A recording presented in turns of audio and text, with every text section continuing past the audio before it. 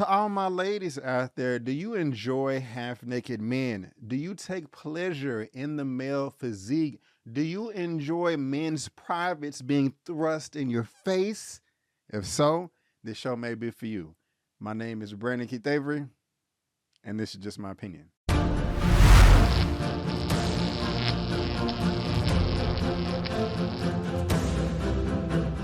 Hey, what's going on, everyone, and welcome back to another episode of Just My Opinion for my Welcome to Chippendales Hulu series review. And if this is your first time finding me and you happen to like the video, please give me a thumbs up and consider subscribing. All right, guys, so like I just said, now we have Welcome to Chippendales, a new series debuting on Hulu this coming Tuesday, November 22nd.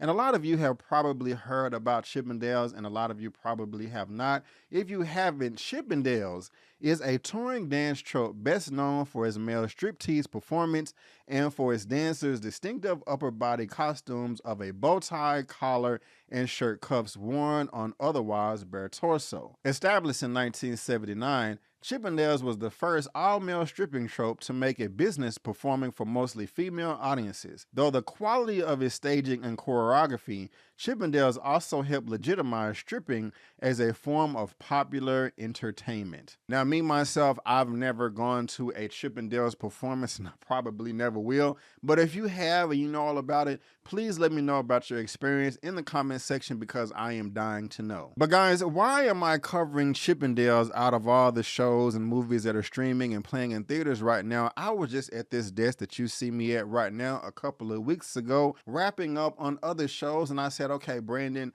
what am I going to talk about next? And all of a sudden, I had a YouTube video on this screen on my right here, and the trailer just started playing. You know, when you're on YouTube and it just plays the next video, and I was like, okay, welcome to Chippendales. What is this? I'm watching the trailer, and I was very entertained by it. Also, because I'm a fan of Mr. Kumail Nanjiani. He is the main player in this series, and I will say that I am a fan of this man. Now, I have not seen everything that Kumail Nanjiani has been in. The man has 92 credits, but the few things that I have seen, like The Boys, he was a brief cameo in Obi-Wan Kenobi, and that was okay. But he was also in Eternals, and I really liked him in that movie by Marvel Disney, and also just a few other programs as well. And I've never seen him in this capacity before, in this form, and so I was like, hey, he may do a great job. Now, the only thing that I know about Kumail is, out of his 92 credits, I've only seen a handful of his work, but he's always coming off to me as a kind of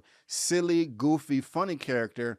Not anything wrong with that, but this seemed like a more serious look into the character, and that did pique my interest. And the character that I'm speaking of that he's playing is by the name of Soman Stephen Banerjee. He is the owner, the creator of the Chippendales franchise, and he's the one that started it since day one. Now, I won't get into all the details of who this man was other than he came from India. You'll just have to see the series yourself if you want all of that information. Now, this is a biography / drama, and the creator of the show of the series goes by the name of Mr. Robert Siegel. This is what the gentleman looks like right here. And if we just scroll down a little bit here, he was the writer for Pam and Tommy, Big Fan, and The Wrestler.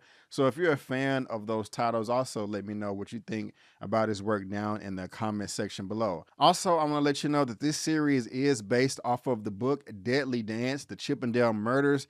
So yes, this does get quite serious. This does get quite dark. But if you know the story, let me know in the comment section. But again, it's an interesting story that I really think you should dive into when this series does make its debut next week on the 22nd. But before I get into all the nitty gritty, before I talk about all my likes and dislikes, let me tell you exactly what this series is all about. The origin story of Soman Steve Banerjee, an Indian-American entrepreneur who started the stripper trope Chippendales. All right, so the first thing that I liked about this series is it's short. Sometimes I get turned off by series that are an hour long, especially if they're dumped on their streaming platform all at the same time. That's not the case with this series right here. It's only 45 minutes per episode, and those are the first 7. And the last episode, episode 8, is only 35 minutes, and they really do cut the fat and get to the good stuff early on. Now, all 8 episodes will not be dumped on Hulu at the same time. The first 2 episodes will come out Tuesday on the 22nd,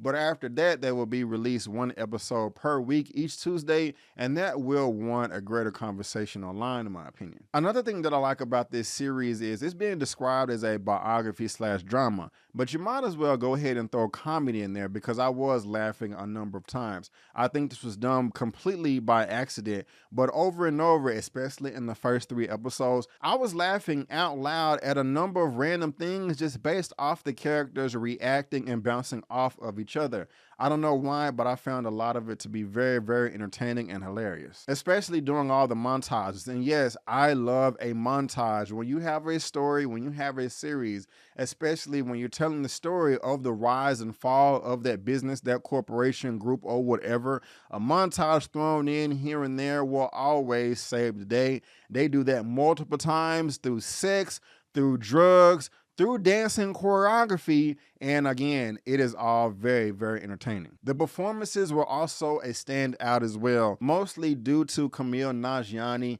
and another gentleman that is quite new to me by the name of Murray Bartlett. He plays Nick Denoya, rest in peace.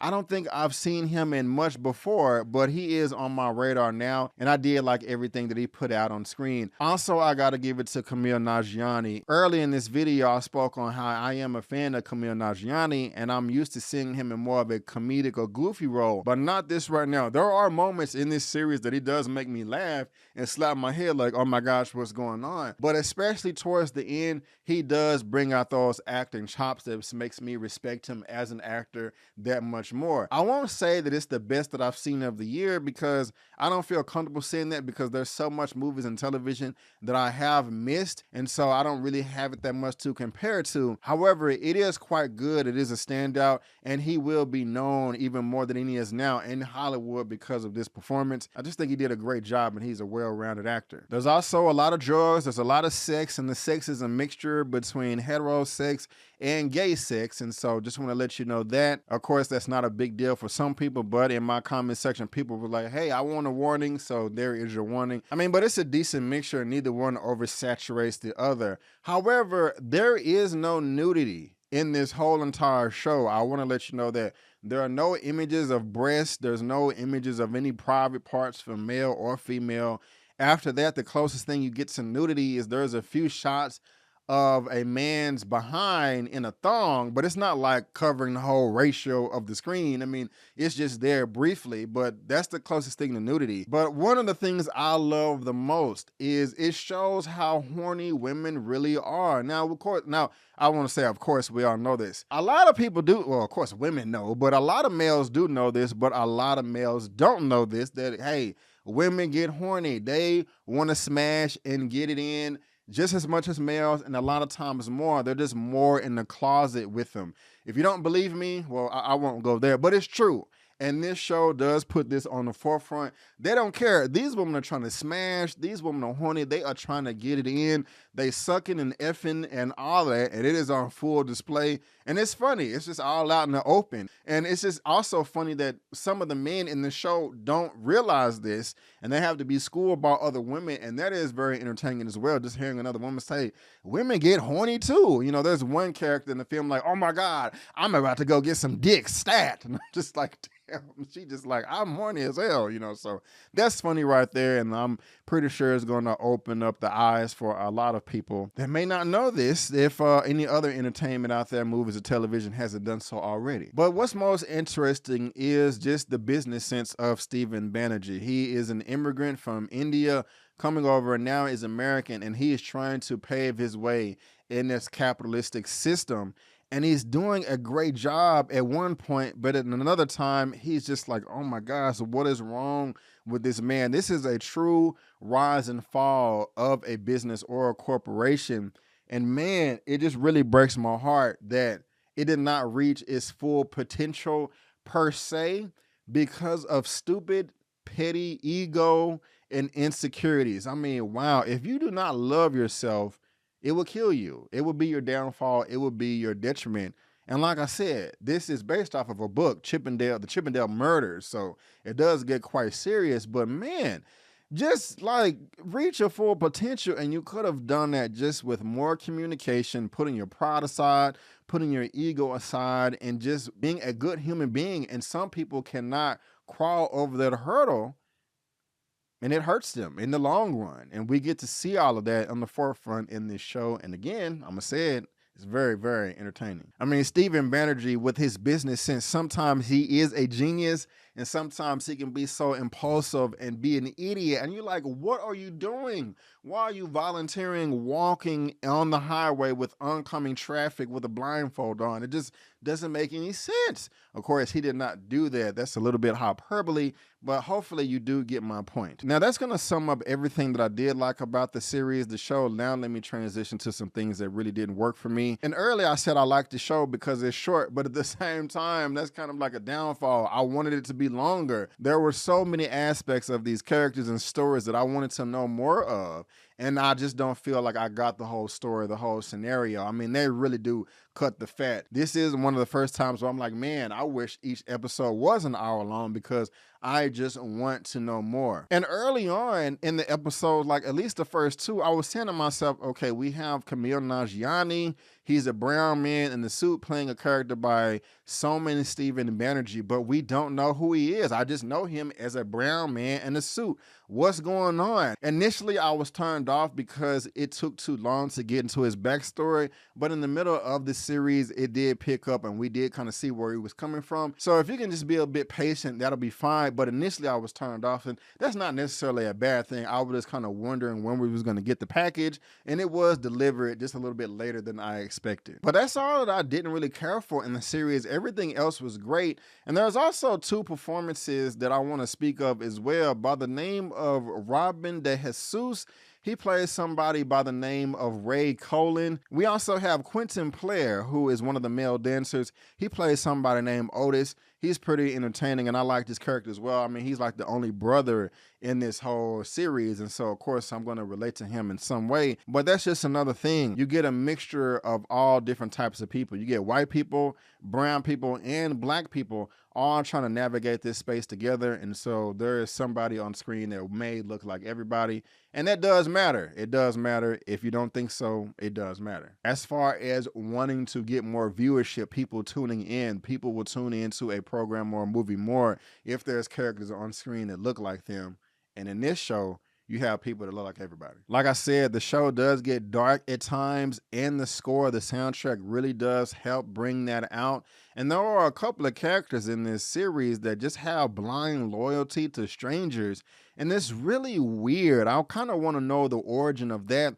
We don't get that per se, but it's like kind of creepy and makes your skin crawl a bit. But guys, I really did enjoy this series, and besides this review, I will be doing weekly recaps. And if you subscribe to my channel, you will see that I already have the first 2 episodes uploaded on my channel, ready to go right here, episode 1 and episode 2. That is going to debut just a couple of hours after the show premieres on Hulu. So after you watch the show, you can come over here and watch my recap of episodes 1 and 2, and we can all have a great time. And if you guys like, if you want me to, let me know in the comment section. I will go live each week too, and that also just depends on how all these videos do perform. But hey, here's your non-spoiler review, and you already have your spoiler recaps for both episodes 1 and 2. So go ahead and subscribe to the channel, and let's have a great time going over this show. If I had to rate Welcome to Chippendales out of a 1 out of 10, I would give this show a 9 out of 10. Yes, a 9 out of 10. I really enjoyed it. I think you will too, especially to all the ladies out there. And before you go, don't forget that you can get movie reviews, spoiler movie reviews, series reviews, a weekly movie news roundup show, and other great things on my channel. Subscribe and help me reach 50K. Thanks for tuning in. And before you go, don't forget that my name is Brandon Keith Avery, and that's just my opinion. Peace.